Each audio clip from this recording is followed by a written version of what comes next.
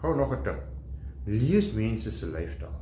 Baie keer gaan mense na jou toe kom en dan gaan 'n bestelling insit en jy kan sommer in hulle lyfstaal sien.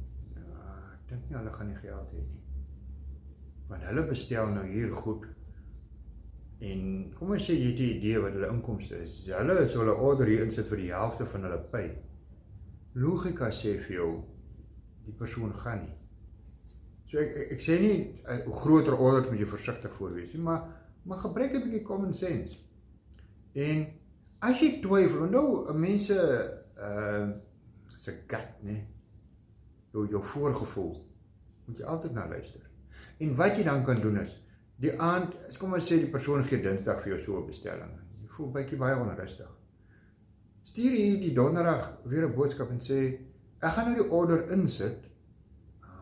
Is jy seker jy wil al die goed hê, want dit is die bedrag wat dit gaan wees, dit is die datum wat ek die betaling moet hê, kan ek dit vir jou deursit?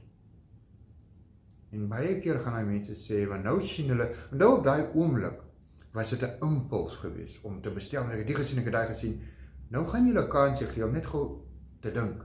Nou gaan hulle die bedrag sien en hulle gaan sê, okay, nee, kom ons haal die ding weg, kom ons haal daai ding weg. Want wat nog gaan gebeur is, jy gaan nou opgewonde sien, hulle is in 'n oomblik van impuls, waar hulle net bestel, ek het dit nodig, ek weet ons is almal dit nodig. So jy bestel dit. Nou raak jy opgewonde, kyk hierdie groot order wat ek kry, ek kan nie wag om dit in te sit nie, dit boost my. Jy sit die order in, jy is opgewonde en as dit by die dag van betaling kom, dan skrik die persoon en sê, maar ek het nie nou soveel geld, ek kan nie nou die maand die helfte gee en volgende maand die ander helfte nie, net daar sit jy kan nie jou rekening betaal nie, jy gaan self die maand swaar trek. Deur net bietjie te dink en te sê, maar kom ons maak so, kom ons vra net weer, kom ons herhaal net weer die vraag, net om seker te maak.